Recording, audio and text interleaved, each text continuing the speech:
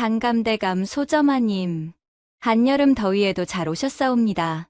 이 이야기를 듣지 않으면 얼음 동동식혜에 엿기름이 빠진 것과 같을 터이니 자리 고이 펴고 귀 기울이시지요. 그럼 오늘의 이야기 펼쳐보겠사옵니다. 옛날 옛적의 말이에요. 조선 중기 어느 산골 마을에 이런 기막힌 이야기가 있었답니다. 마을 끝자락에 기와 지붕이 군데군데 무너진 집 한 채가 을씨년스럽게 서 있었어요. 한때는 3대에 걸쳐 급제자를 낸 명문가였지만 이제는 몰락하여 하루 세끼도 제대로 챙기지 못하는 신세였습니다. 이 집의 외아들 28살 총각 만수는 그야말로 집안의 골칫덩어리였지요.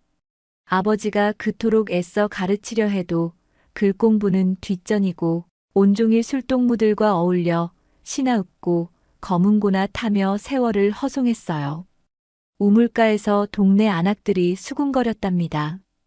어떻게 저런 노총각한테 시집올 아가씨가 있겠어? 집안 꼴도 저 모양인데 혼인은 어떻게 치를 건가? 그런데 놀라운 일이 일어났어요.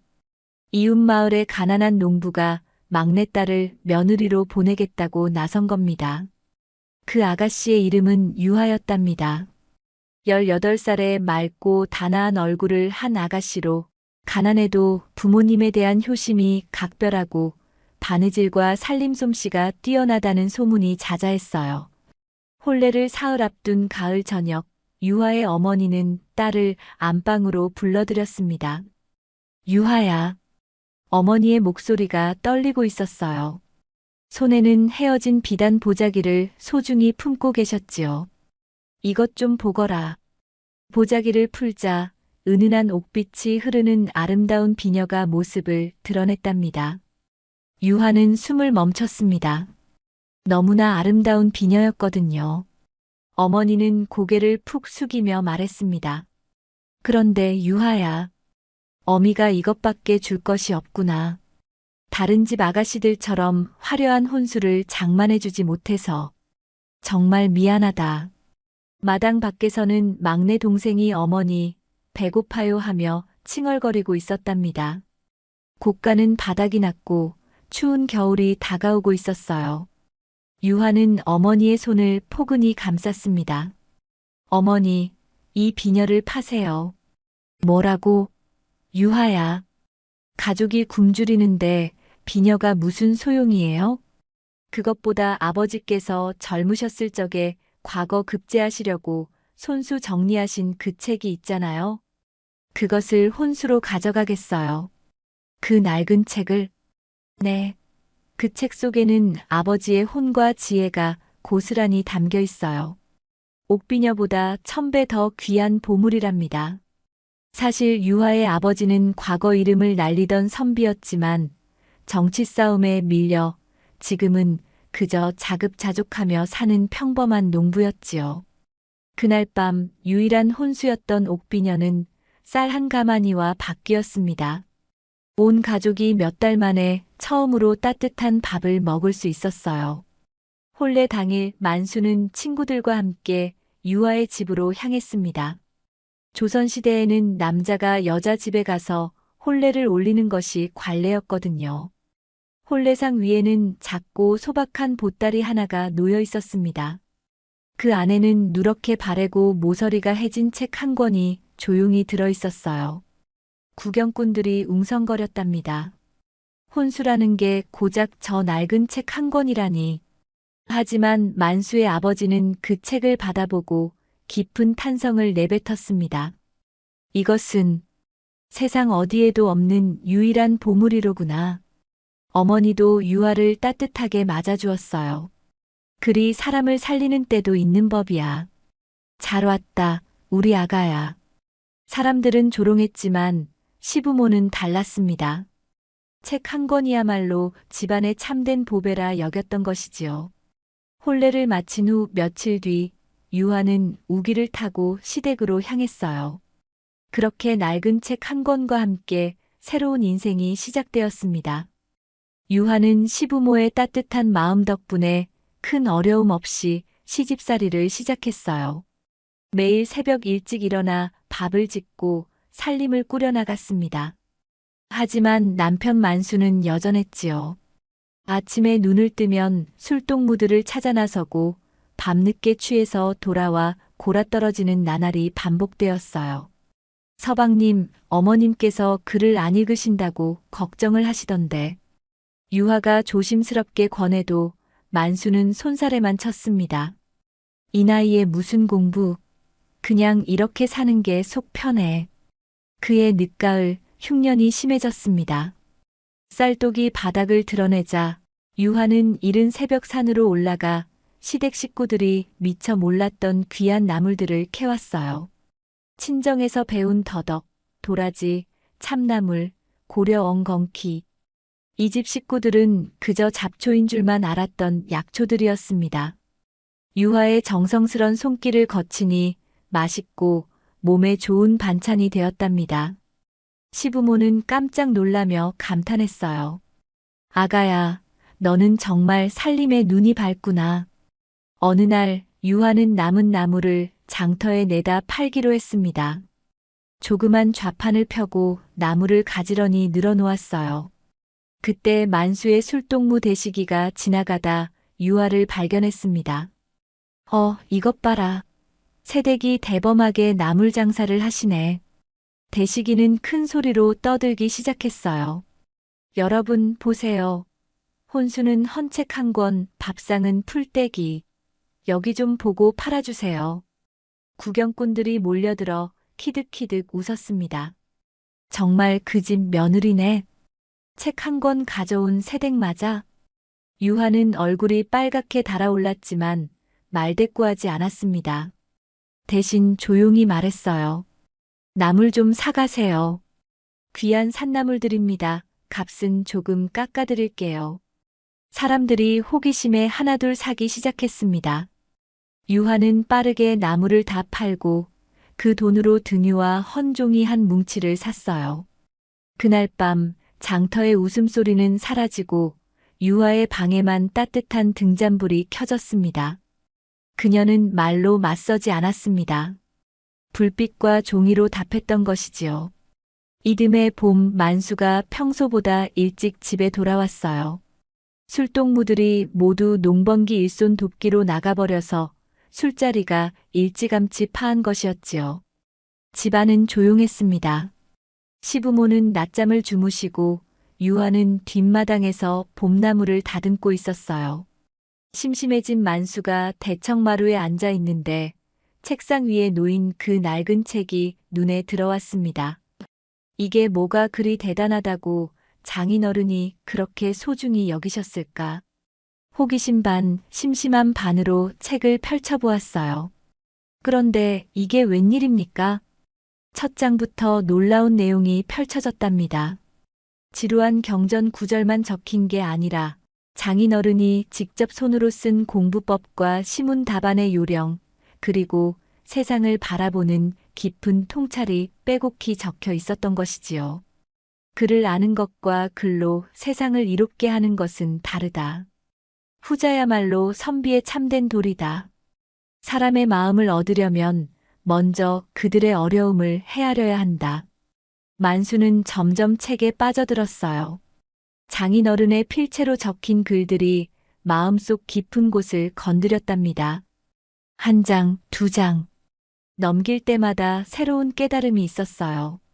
이제껏 자신이 얼마나 허망하게 세월을 보내왔는지 조금씩 느끼기 시작했답니다. 1시간, 2시간. 어느새 해가 뉘엿뉘엿 넘어가고 있었어요. 시아버지가 잠에서 깨어나와 보니 아들이 책상에 엎드려 열심히 글을 읽고 있었답니다. 오호, 이게 무슨 일이냐? 아버지, 이 책은 술술 읽힙니다. 시아버지는 흐뭇한 미소를 지었어요. 그럼 내 장인어른이 얼마나 학식이 깊으신 분인데 글이 사람을 바꾸는 때가 드디어 오는구나. 만수는 그날부터 마음을 다잡았습니다. 이제 진짜 공부를 해보자. 이런 귀한 가르침이 들어있으니. 만수는 그 책을 보고 또 보고 누우면 눈앞에 아른거릴 정도로 봤어요. 그렇게 수개월이 흘렀을 때쯤 만수는 이젠 더 많은 책이 필요하다고 생각했어요. 장인어른의 책만으로는 과거 준비에 부족할 것 같았거든요. 부인, 오늘 읍내 장터에 다녀오겠소. 서원에서 나온 책들이나 다른 선비들이 내놓은 책이 있는지 알아보려고. 서방님 정말이십니까? 그럼 이제야 정신을 차렸소. 유화는 기뻐하며 노자를 챙겨주었습니다. 만수는 의기양양하게 장터로 향했답니다. 장터에는 여러 상인들이 나와 있었어요. 곡식 파는 상인, 그릇 파는 상인. 그 사이로 간간히 헌 책을 파는 상인도 보였답니다. 어디 괜찮은 책이 있나? 만수가 한 서사 앞에 서서 책들을 살펴보고 있었어요. 논어, 맹자, 소학. 익숙한 책들부터 처음 보는 문집들까지 다양했습니다. 이 책은 어떤 내용입니까? 아, 그것은 성리학 공부에 아주 좋지요. 만수가 책값을 물어보며 고민하고 있을 때였어요. 야, 만수야. 여기서 뭐 하고 있는 거야? 요새 통 안 보이더니. 뒤에서 익숙한 목소리가 들려왔답니다. 옛 글방 버시자 술동무였던 친구 대식이가 나타난 것이었지요. 아, 대식아. 책 좀 사려고. 책? 하하. 너 정말 공부할 작정이야? 이 나이에? 대식이는 만수의 어깨를 탁 치며 웃었어요. 그런 딱딱한 것 말고 오늘 기생집에 새로운 기녀가 있다는데 같이 가자. 아니야, 나는. 무슨 소리야. 한 잔만 하고 오면 되잖아. 책은 내일 사도 되고. 대식이는 만수의 팔을 잡아 끌며 계속 부추겼답니다. 내가 언제부터 그런 딱딱한 놈이었어? 젊을 때는 나보다 더 놀기 좋아했으면서. 책 몇 장 본다고 사람이 바뀌겠어? 책은 내일 보면 되지. 젊음은 오늘뿐이다. 만수는 크게 흔들렸습니다. 한쪽에는 어려운 공부와 책이, 다른 한쪽에는 달콤하고 익숙한 유혹이 있었어요. 그래. 뭐 오늘 하루 정도야. 내일부터 다시 하면 되지. 결국 만수는 책을 사지도 못하고 친구를 따라 기생집으로 가버렸답니다. 기생집에서 술이 거나하게 취한 대식이가 만수의 집에까지 따라왔어요. 비틀거리며 대청마루로 올라와 책상 위에 책을 보더니 비웃으며 말했습니다. 이게 뭐야? 고작 종이 뭉치 가지고. 대식아, 조용히 해. 무슨 소리야? 이런 낡은 책이 뭐가 그리 대단하다고. 대식이가 책을 함부로 만지려다가 손에 들고 있던 술잔을 그만 엎지르고 말았어요. 먹물과 술이 한데 번지며 소중한 글자들이 번져버렸습니다. 만수의 표정도 그 얼룩처럼 일그러졌답니다. 아, 이를 어째. 이를 어째. 만수는 급히 책을 들어올리며 절망했어요. 며칠 전부터 정성스럽게 읽던 장인어른의 글들이 술로 범벅이 되어버린 것이지요. 미안, 미안. 내가 실수했어. 대식이는 부랴부랴 사과했지만 이미 늦었어요. 밤중 소란에 나와본 아버지는 깊은 한숨을 내쉬었어요. 저놈들. 아직은 때가 아닌가 보구나. 유화도 멀리서 그 모습을 지켜보았지만 아무 말도 하지 않았어요. 다만 마음속으로 조용히 다짐했답니다. 조급해하지 말자. 강요에서는 진정한 변화가 일어나지 않아. 다음 날 유화는 젖은 책을 한 장 한 장 넘기며 고민하고 있었어요. 만수는 눈치를 보며 절망에 빠져 있었지요. 부인, 모든 게 끝났소. 책이 이 모양이 되었으니. 만수는 무릎을 꿇고 앉아 머리를 감쌌습니다. 장인어른의 소중한 글들이 술에 젖어 번져버린 모습을 보니 눈앞이 캄캄했어요. 장인어른께 무슨 면목으로 이 귀한 책을. 내가 술자리에 나간 게 잘못이지. 하지만 유화는 침착했습니다. 서방님, 아직 늦지 않았어요. 부인, 보시오. 글자가 이렇게 번져버렸는데 어떻게. 저희 친정에서 배운 방법이 있어요.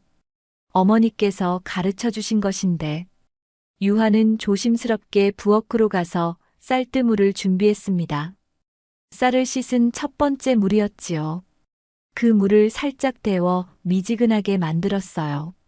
서방님, 이 쌀뜨물에는 쌀의 전분기가 있어서 종이를 상하게 하지 않고도 젖은 부분을 빼낼 수 있어요. 정말 그런 방법이 있어? 유화는 깨끗한 배 조각을 쌀뜨물에 적셔 젖은 부분을 조심스럽게 닦아냈습니다. 놀랍게도 술냄새가 빠지면서 번졌던 글자들이 조금씩 선명해지기 시작했어요. 오, 이게 웬일이요? 아직 끝나지 않았어요. 이제 들기름을 써야 해요. 유화는 들기름 몇 방울을 깨끗한 천에 발라 젖은 종이 위에 살며시 올렸습니다. 그리고 무거운 돌로 눌러서 하루 종일 말렸어요. 친정 어머니께서 말씀하시길 들기름이 종이 섬유를 보호해서 갈라지거나 바스러지는 것을 막아준다고 하셨어요. 다음 날 책을 펼쳐보니 기적이 일어났습니다. 글자들이 읽힐 만큼 살아난 것이었지요. 이런 방법이 있었다니. 부인, 당신은 정말. 만수는 감동의 벅차 말을 잇지 못했습니다. 시부모도 놀라워했어요. 아가야, 내가 어디서 이런 지혜를 배웠느냐? 어머님, 가난한 집에서는 책 한 권도 귀해서 조금이라도 상하면 이렇게 살려서 썼어요. 시아버지가 감탄하며 말했습니다. 정말 현명한 며느리를 얻었구나. 이런 일까지 할 줄 안다니. 하지만 기쁨도 잠시, 며칠 후 또 다른 소식이 들려왔어요. 마을 이장이 급히 찾아와 말했습니다. 만수야, 큰일 났다. 이번 과거 등록이 3일 후 마감이란다. 뭐라고요? 올해는 응시자가 많아서 등록 기간을 앞당겼다고 하네. 3일 안에 향교에 가서 등록하지 않으면 시험을 볼 수 없어. 만수는 당황했습니다. 그래도 열심히 준비했는데 등록조차 못한다면. 그날 저녁 마치 때를 맞춘 듯 대식이가 나타났어요. 만수야, 새로운 기생이 정말 예쁘다던데? 대시가 그게 아니라. 만수야, 현실을 봐. 3일 만에 등록하려면 지금 당장 길을 떠나야 해. 그런데 밤길은 위험하고 낮에 가려면 내일 새벽에 떠나야 하는데. 너 그럴 준비나 되어 있어? 만수는 갈등했습니다. 대식이 말이 틀린 것도 아니었거든요. 향교까지는 걸어서 이틀 길이었습니다. 가다가 비라도 만나면 등록 기간을 놓칠 수도 있었어요. 그냥 다음을 기약하는 게 어때? 한 해 더 공부하면 더 확실하잖아. 대식이의 유혹은 계속되었습니다. 바로 그때 유화가 조용히 문간에 나타났어요. 손에는 작은 기름통과 등심지를 들고 있었습니다.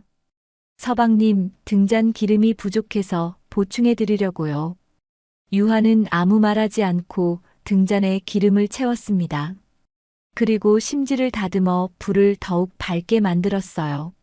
문 앞에는 대식이가 들고 온 술집에 환한 등불이 있었고 안쪽에는 유화가 정성스럽게 기름을 채운 등잔이 있었습니다. 어느 불빛을 따라갈 것인가. 그 순간 만수는 유화의 모습을 보았습니다. 그녀는 아무 말하지 않고 있었어요. 강요하지도 만류하지도 않았습니다. 다만 등잔 옆에 책을 정갈하게 펼쳐두고 붓과 먹까지 정리해 놓았을 뿐이었어요. 만수는 두 불빛을 번갈아 보았습니다. 술집의 불빛은 화려하고 밝았지만 잠깐이면 꺼질 것이었어요. 하지만 등잔불은 작고 조용했지만 밤새도록 꺼지지 않을 것 같았습니다. 유화는 오직 등잔에 기름만 채웠을 뿐입니다. 선택은 온전히 만수의 몫이었어요. 만수는 한참을 고민하다가 조용히 말했습니다. 대시가 미안하지만 술은 오늘을 밝히고 글은 내일을 밝힌다. 나는 내일을 택하겠다. 대식이는 어이없다는 표정을 지었어요. 너 정말 미쳤구나. 책 좀 읽었다고 과거가 쉬운 줄 아나 보지. 아니야, 대식아. 내가 나를 시험해준 덕분에 내 마음을 확실히 알 수 있었어. 대식이는 한참을 지켜보더니 결국 고개를 저으며 돌아갔어요. 후회하지 마. 대식이가 사라지자 만수는 유아에게 말했습니다. 부인, 당장 내일 새벽에 길을 떠나야겠소. 네, 준비해 드릴게요. 그날 밤 유아는 밤새워 만수의 여행 준비를 했습니다. 마른 밥을 지어 주먹밥을 만들고 물통을 준비하고 길에서 입을 옷도 꾸려주었어요.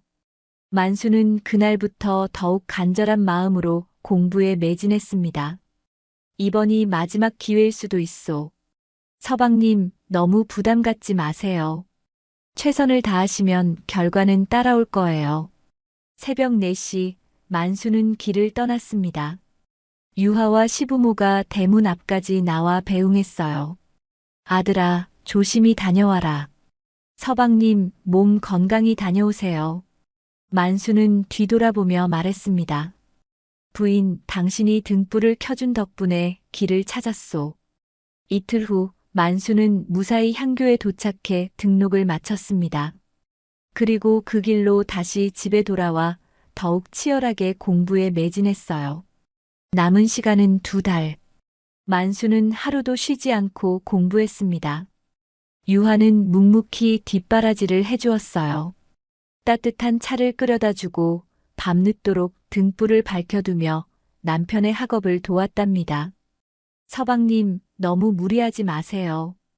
고맙소, 부인. 당신이 있어 이렇게 공부할 수 있소. 마을 사람들도 만수의 진심을 알게 되었어요. 정말 달라졌구나. 새댁이 온 후로 완전히 사람이 바뀌었어. 이번에는 진짜인 것 같아. 그렇게 만수는 생애 가장 치열한 2달을 보냈습니다. 하지만 첫 번째 과거 시험에서 그는 낙방하고 말았어요. 유하는 위로도 탓도 하지 않았습니다. 그저 평소처럼 따뜻한 쌀밥과 나물들을 내놓았지요. 그리고 조용히 책을 정리하고 등불을 켜주었습니다. 만수도 좌절하지 않고 다시 책을 폈어요. 그런데 그 낡은 책의 마지막 장에서 놀라운 발견을 했습니다. 평소에도 항상 보던 글들이 었는데 왜인지 그날따라 더 특별하게 와닿았어요. 장인어른이 직접 붓으로 쓴 여러 가지 지혜의 말씀들이었지요. 다른 글과는 달리 더욱 정성스럽고 간절한 마음이 담긴 글씨였는데 마치 사위를 위해 특별히 남겨둔 가르침 같았답니다. 만수는 천천히 한 구절씩 읽어나갔습니다. 학문은 남에게 보이기 위한 것이 아니라 세상을 밝히기 위한 것이다.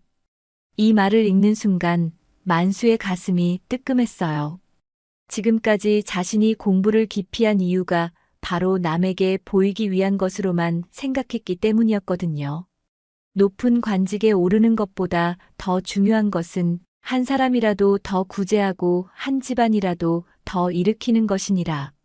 만수는 잠시 붓을 내려놓았습니다. 지금까지 벼슬이란 자신의 영달을 위한 것이라고만 생각했는데 장인어른의 말씀은 정반대였어요. 선비의 마음은 어머니의 마음과 같아서 자식을 키우듯 백성을 돌봐야 한다. 이 대목에서 만수는 유하의 모습이 떠올랐습니다. 유하가 시댁 식구들을 그리고 이웃들까지 돌보는 그 마음이 바로 이런 것이었구나. 지혜로운 자는 화려함을 멀리하고 검소함 속에서 진정한 부를 찾는다. 만수는 고개를 숙였어요. 자신은 그동안 술과 풍류라는 헛된 화려함만 쫓았던 것이지요. 권력을 얻었을 때야말로 더욱 겸손해야 하니 높은 자리는 남을 섬기는 자리임을 잊지 말라. 이 말씀에서 만수는 전율을 느꼈습니다. 벼슬이란 남을 부리는 자리가 아니라 남을 섬기는 자리라니. 이런 생각을 해본 적이 없었거든요. 글 읽는 목적이 벼슬이라면 그 글은 독이 되고 백성을 위함이라면 그 글은 생명의 샘이 된다. 만수는 잠시 책을 덮고 깊은 숨을 쉬었어요. 자신이 지금까지 얼마나 잘못 생각해왔는지 깨닫기 시작했습니다. 사람을 가르치는 것은 물이 바위를 뚫는 것과 같다. 성급히 하려 하지 말고 꾸준히 하라. 이 구절을 읽으면서 만수는 유화를 떠올렸습니다. 유화가 자신을 억지로 변화시키려 하지 않고 조용히 기다려준 것이 바로 이런 지혜였구나. 마지막 구절이 가장 감동적이었습니다. 나의 후손들아, 진정한 선비의 길을 걸어가거라. 글은 벼슬을 얻는 도구가 아니라 세상을 이롭게 하는 길이니라. 이 모든 글귀가 만수의 가슴에 번개처럼 내려앉았습니다. 아, 이제야 알겠다. 만수는 온몸이 떨렸어요. 지금까지 자신이 얼마나 허망한 세월을 보냈는지, 그리고 진짜 공부가 무엇인지 깨달은 것이지요. 내가 그동안 무얼 했던가? 28해를 어찌 보냈던 말인가? 눈물이 주르륵 흘러내렸답니다. 그때 유화가 조용히 다가와 만수의 어깨에 손을 올렸어요. 서방님, 당신이 이 책을 가져온 까닭을 이제야 알겠소. 만수가 떨리는 목소리로 말했답니다. 이것은 그저 책이 아니라 삶의 길이었소. 참된 선비가 걸어야 할 길 말이오. 유화의 눈에도 눈물이 고였어요. 아버지의 뜻이 드디어 만수의 마음에 닿았다는 것을 느꼈거든요.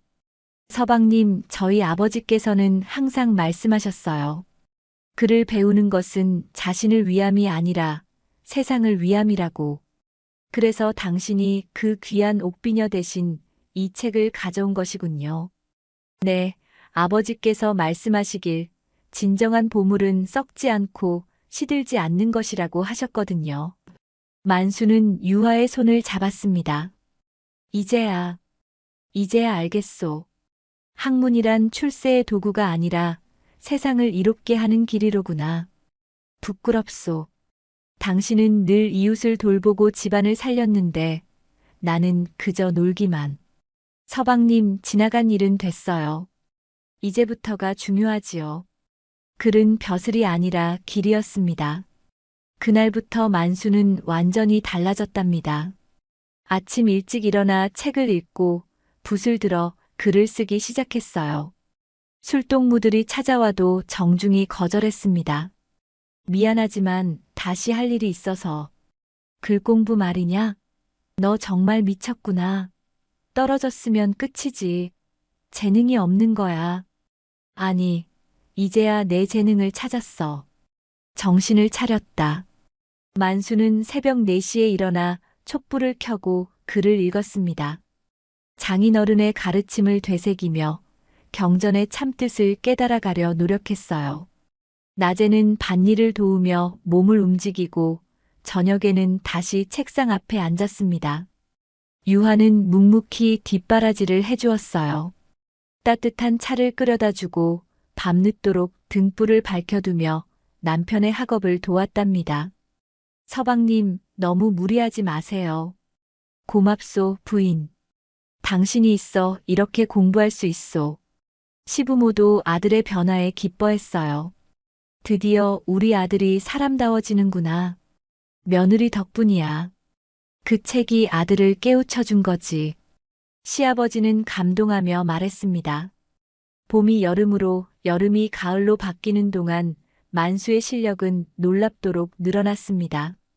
한때 술과 풍류에만 빠져 살던 모습은 온데간데 없고 이제는 진짜 선비의 기품을 갖춰가고 있었어요. 동네 사람들도 하나둘씩 만수의 변화를 인정하기 시작했습니다. 정말 사람이 달라졌구나. 새댁이 온 이후로 완전히 바뀌었어. 그 한 줄의 글귀가 만수의 가슴에 불을 놓았던 것이에요. 만수가 본격적인 공부에 매진한 지 3년이 지나자 대과 시험 소식이 들려왔어요. 동네 사람들은 여전히 반신반의했답니다. 저 사람이 과거라니? 3년 공부로 되겠어? 글쎄, 그래도 예전보다는 나아 보이긴 하지만 저 낡아빠진 책 한 권 믿고 무슨 장원급제를 하겠어? 하지만 일부 사람들은 만수의 변화를 인정하기 시작했어요. 그래도 요즘 보니 정말 달라졌더라. 새댁 덕분인가? 아침마다 글 읽는 소리가 들려 밤늦게까지 등불이 켜져 있던데. 그런데 시험을 일주일 앞두고 뜻밖의 일이 벌어졌습니다. 대식이가 마을 이곳저곳을 돌아다니며 이상한 소문을 퍼뜨리기 시작한 것이에요. 여러분, 혹시 아세요? 만수가 가진 그 책 말입니다. 무슨 소리야, 대식아. 장인 필사본이라고 하는데 사실은 다반 모음집이 아닐까요? 하, 뭐라고? 생각해 보세요. 어떻게 3년 만에 그렇게 실력이 늘 수 있겠어요? 분명히 비밀이 있을 겁니다. 대식이의 악의적인 소문은 삽시간에 마을 전체로 퍼져나갔어요. 그러고 보니 좀 이상하긴 했지. 혹시 정말 답안을 미리 알고 있는 건 아닐까? 소문은 점점 커져 인근 고을까지 퍼져나갔습니다. 급기야 향청에서 공식적으로 조사에 나섰어요. 어느 날 저녁 향청의 사령이 파란 관복을 입고 만수의 집을 찾아왔습니다. 김만수 대기호? 네, 그렇습니다. 답안 유출 의혹이 제기되어 확인차 왔소이다. 문제의 책을 보여주시오. 만수는 떨리는 손으로 책을 꺼내왔어요. 온 가족이 긴장한 가운데 사령이 책을 한 장 한 장 꼼꼼히 살펴보기 시작했습니다. 이것을 보시오. 사령은 책의 여백을 가리켰어요. 여기에 오답 표시와 날짜가 적혀 있지 않소? 그리고 이것은 재교정 흔적이군요. 책의 곳곳에는 장인어른이 공부하며 남긴 흔적들이 층층이 쌓여 있었답니다. 틀린 답에는 막대기 표시가, 맞는 답에는 점 표시가 있었어요. 심지어 정유년 3월 재검토, 무술년 4월 수정 같은 날짜까지 적혀 있었습니다. 이것을 보시오. 만약 속임수의 책이라면 어찌 그토록 많은 지워진 흔적과 수정 표시가 남아있겠소? 사령은 고개를 끄덕였어요. 이는 답안집이 아니라 학습서로군요. 이런 흔적들은 오랜 시간에 걸쳐 공부하며 남기는 것들이요. 더욱이 여기 적힌 내용들을 보니 과거 문제와는 전혀 다른 개인적인 학습 내용들이군요. 책은 비밀이 아니었습니다. 성찰의 흔적이었던 것이지요. 사령은 의심을 거두고 돌아갔어요. 앞으로 이런 근거 없는 소문을 퍼뜨리지 마시오. 정당한 학습서임을 확인했소. 다음 날 드디어 시험 당일이었습니다. 온 마을 사람들이 구경을 나왔어요. 의혹 소동 때문에 더욱 관심이 집중되었답니다. 과연 어떤 결과가 나올까? 글쎄, 기대는 안 하지만 혹시나 3년 공부로 급제하면 정말 기적이지. 소문이 사실이 아니라면 정말 대단한 거야. 만수는 당당하게 시험장으로 향했어요. 유하와 시부모가 뒤에서 조용히 지켜보며 손을 모았답니다. 시험은 사흘 동안 계속되었습니다. 첫째 날 초시에서는 사서 삼경의 기본 지식을, 둘째 날 복시에서는 정치와 역사에 대한 견해를, 셋째 날 전시에서는 임금 앞에서 답하는 실력을 평가받았어요. 만수는 한 번도 흔들리지 않고 차근차근 답안을 작성했습니다. 장인어른의 가르침이 머릿속에서 샘물처럼 솟아났어요. 학문은 백성을 위한 것이라는 신념으로 모든 문제에 답했습니다. 시험이 끝나고 며칠 뒤 예조 앞마당 북소리와 함께 합격자 명단이 붙었습니다. 사람들이 몰려들어 숨을 죽이고 방을 바라보았습니다. 갑과 제일인 장원 김만수, 관리가 읽어내리자 순간 술렁임이 일었지요. 군중은 웅성거리다 정적이 흐르더니 이내 환호성이 터져나왔습니다. 와, 정말 장원급제야. 세상에 이럴 수가. 3년 만에 장원급제라니. 조롱하던 사람들은 모두 말문이 막혔어요. 비웃음은 찬사로, 의심은 존경으로 바뀌었답니다. 유하는 멀리서 등잔 심지처럼 떨리는 손을 꼭 쥐며 눈물을 흘렸답니다. 새댁이 가져온 그 책이 진짜 보물이었네. 우리가 얼마나 어리석었나. 장원급제라는 소식에 고을 전체가 얼어붙은 듯 조용해졌다가 이내 축제 분위기로 바뀌었습니다. 대식이는 창피해서 고개도 들지 못하고 그 자리를 빠져나왔어요. 그날 밤 만수는 유아를 꼭 끌어안으며 목이 메어 말했답니다. 당신이 가져온 건 책이 아니었소. 내 삶의 길이었소. 내가 걸어야 할 참된 길을 가져다 준 것이었소. 유아는 눈물을 흘리며 대답했어요. 저는 그저 아버지의 마음을 전해드린 것뿐이에요. 아니요. 당신의 지혜와 인내가 나를 사람으로 만들었소. 만수는 유아의 손을 두 손으로 감싸며 말을 이었어요. 당신이 장터에서 모욕을 당하면서도 조용히 등잔불을 켜준 그 마음, 책에 술이 엎질러졌을 때도 포기하지 않고 되살려준 그 정성. 모든 것이 저를 여기까지 이끌어 주었소. 시부모도 달려나와 유아를 꼭 끌어안았답니다. 아가야, 내가 우리 집안을 일으켜 세웠구나. 시아버지가 감격하며 말했어요. 내가 가져온 그 책이 우리 아들을 진짜 사람으로 만들었다. 정말 고맙다. 하늘이 우리에게 복을 내려주신 거야. 시어머니도 눈물을 흘리며 말했어요. 우리가 아들 교육에 실패했다고 생각했는데 내가 와서 기적을 일으켜 주었구나. 이제 안다. 진정한 혼수가 무엇인지 말이야. 그 순간 마을 사람들이 하나둘씩 축하하러 몰려들기 시작했어요. 첫 번째로 온 것은 옆집 할머니였습니다. 아이고, 축하하네. 우리 마을에서 장원급제가 나오다니. 세댁, 정말 대단하구나. 당신 덕분이야. 이어서 촌장도 왔고 마을의 원로들도 하나둘씩 모여들었어요. 김만수, 축하한다. 우리 고을의 자랑이구나. 세댁에게도 축하 인사를 드리네. 현명한 부인을 만난 덕분이야. 더는 조롱도 의심도 없었답니다. 온 마을 사람들이 유아를 우러러보기 시작했어요. 정말 대단한 며느리로구나. 지혜로운 부인을 만난 남편이 복이 많구나.